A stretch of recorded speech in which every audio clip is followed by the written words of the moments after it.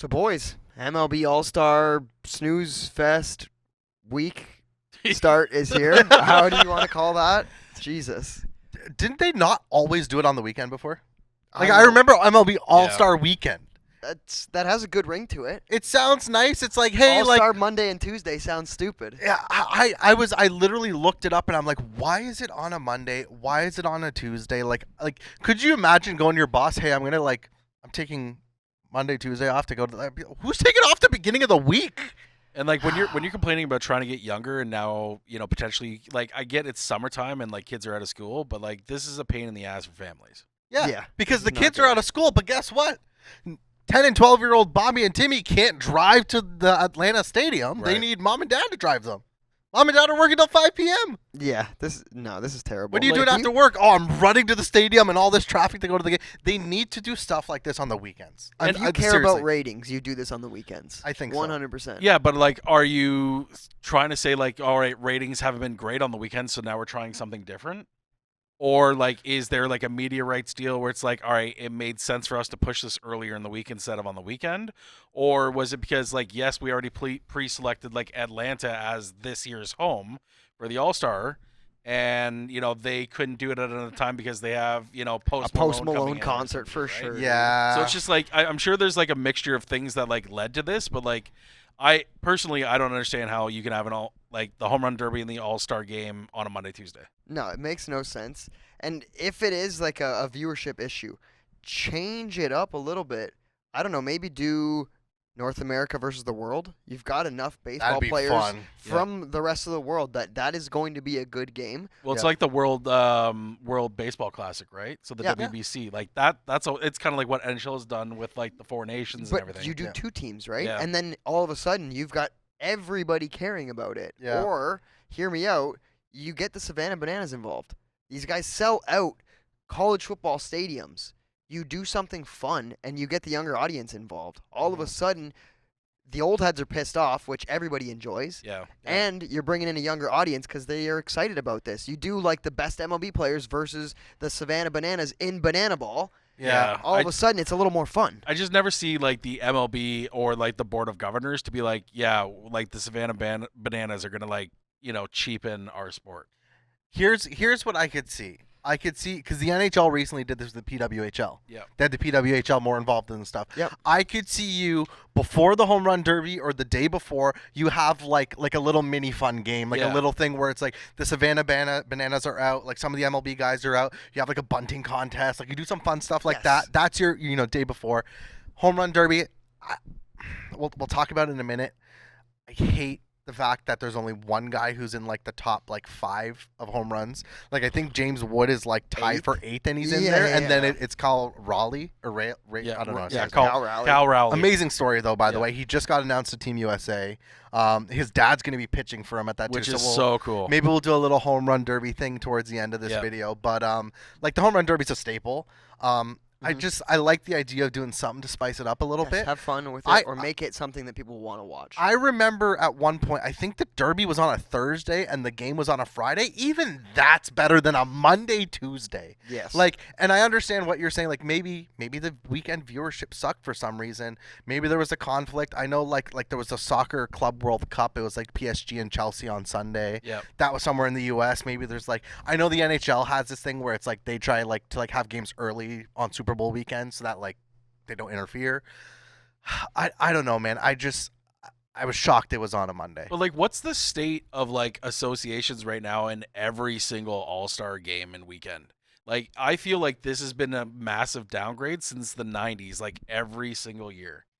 Yeah. The NHL is the only one with the four nations that's actually made it exciting where you want to pay attention to it. But that wasn't even an All-Star event. Yeah, that was like their like replacement. But exactly, that's the replacement for. But the it wasn't All-Star an event. actual All-Star festivity. Like the last All-Star game or last All-Star weekend, it was in Toronto. It was pretty boring. The 4 teams. Yeah, it was okay, but wasn't like great. I love the idea of like what you kind of brought up, Charlie, is like it's gotten pretty crummy over the last 20 years. Like the NHL's okay. Mm-hmm.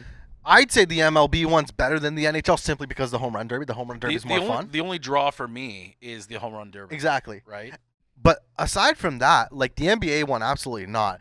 The Pro Bowl. Are you kidding me? I know. Like, there's pictures of the Pro Bowl and like a third of the stadium's empty.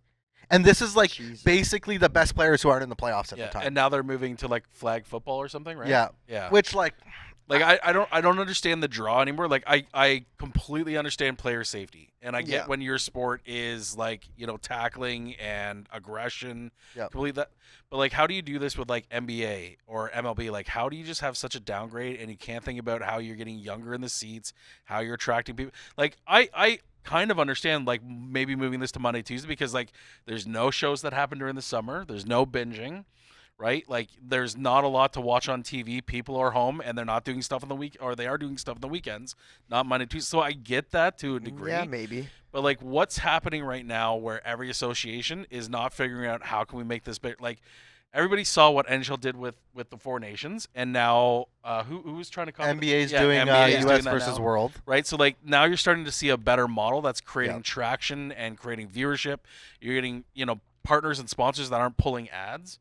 So, like, I completely understand that. I just don't know why there's been such a downgrade and why All-Star Game is just kind of completely withered and died. We just need to make All-Star Games great again. Yeah. Like, I remember being so excited to watch, like, East versus West in the NHL. Spectacle. It was Chara fun. hit like 109-mile-an-hour Dude, slap it shot. was That Al was McInnes. exciting. Al Yes. McInnes. It was Yeah. That so stuff was fun. It was something you actually wanted to turn the TV on. You get to see all the best players together with like no buckets on, and the hair just flowing in like when they're skating on the ice. Like I remember seeing Gordie Howe playing in the '90s even, right? And he joined the NHL All-Star Game, and it was great just seeing like Wayne Gretzky and Lemieux and having all these guys and they're talking on the bench. Like there's no much of the there's no more like fathering of like here's the best players on the ice. We want to watch them, see how they're interacting with each other.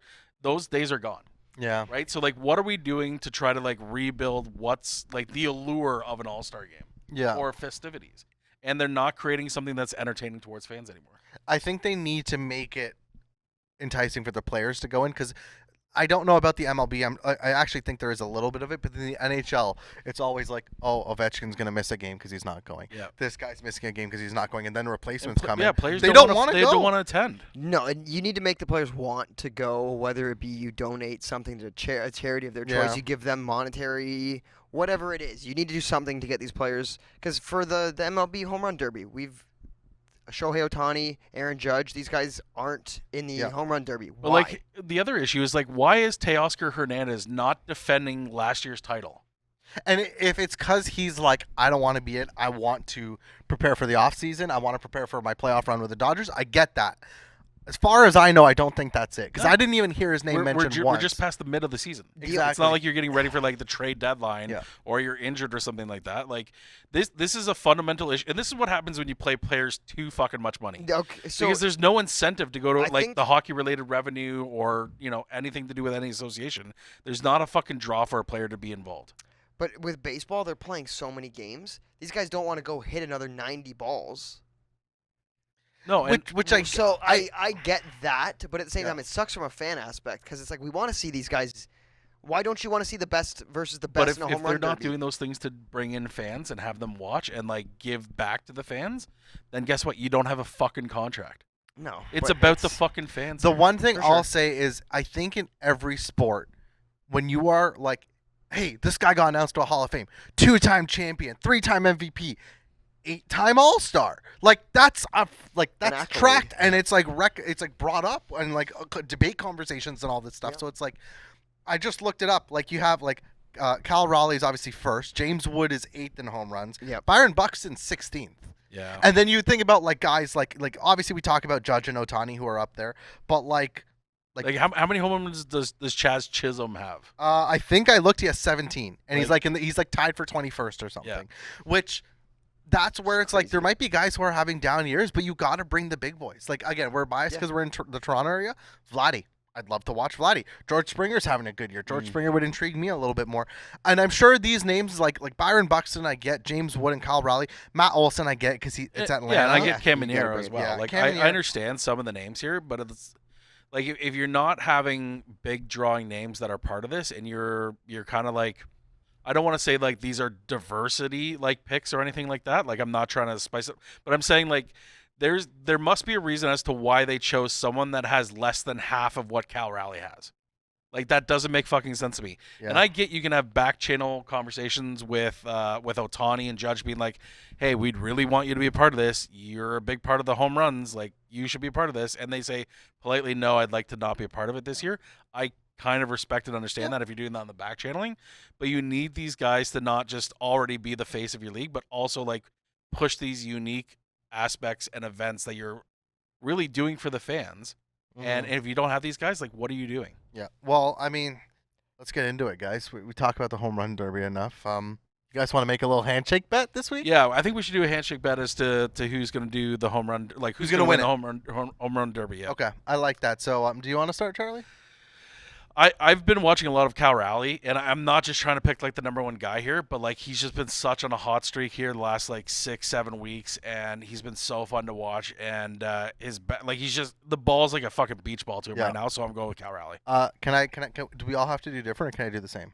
Come on, Jesus. So I have 2 units on Kyle Lorraine. Okay. So I actually bet on him to win because I think he's going to win.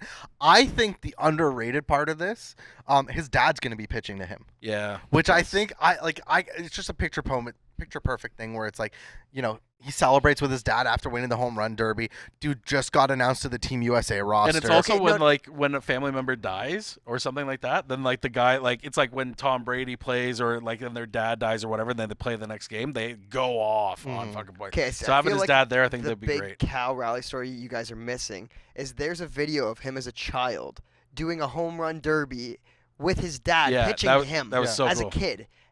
That coming full circle now as an adult is like that's life goals. Yeah, I'm going for him just off of not because Charlie did, just off of vibes. Yeah.